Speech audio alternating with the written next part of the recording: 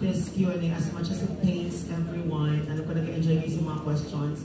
But unfortunately, we have some limited time. Kaya, meron po ba kayong habang question? We'll have one more. Sige po. Huwag po kayo mag-away. Huwag po kayo may chances.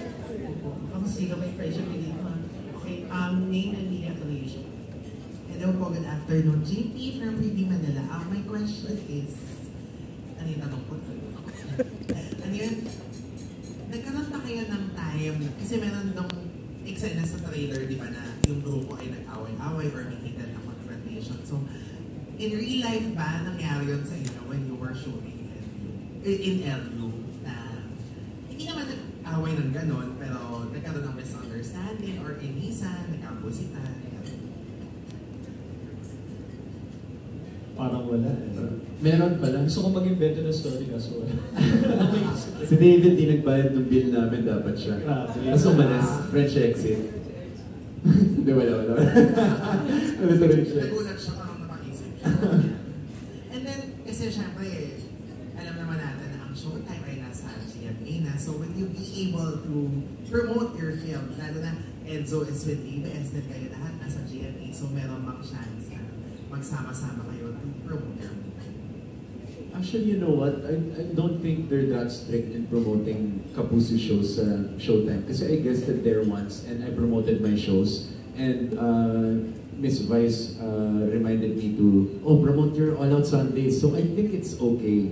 Diba? Kasi, ito na nga, wala na tayong mga network wars ngayon eh. United na tayo. So, sana pwede na. Diba? Tsaka, ayun nga, sabi ni ALV, this is for the movie industry naman eh, and lahat naman makikinabang, lahat ng artista. So, hopefully, sana wala na. May following question lang dito. Ano daw feeling mo na nag-trend ka nung nag-guest ka sa show? Gulat nga ako, nag-trend ako, hindi ko alam. Pero, masasabi ko lang is, ang dami pa rin talagang hindi nakakalam na kumakanta ako. So, nakakatuwa kasi Showtime gave me a new platform din. And iba rin talaga yung viewers nila. Yung iba, first time lang ako makita, gano'n. Yung mga solid kapamilya talaga. So parang nakakatuwa kasi nakapag-guest na kami doon and napapakita na namin yung kakulitan namin. And they're very welcoming. Para kaming magkakilala ng matatagay na. Well, sila Kuya Vong naka-basketball ko, pero like the others, parang talaga, parang family. Sample. No, basketball? Kanta. Walang boses.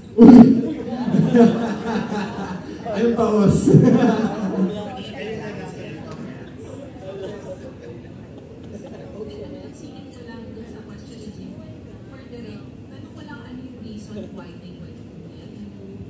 Silang magkakasama, tapos may conflict po ba na kailangan i-resolve, kaya po sila nagpunta doon. Ano lang pa yung well, yung basic premise lang. So yung barkada nila, the 6 guys, they're called the VBC, Valley Boys Crew. Nakatira sila sa isang village, just childhood friends sila. So something happens na may ginawa silang kalokohan. So sabi ng parents sila, you're bad influences to each other, maghiwalay na kayo.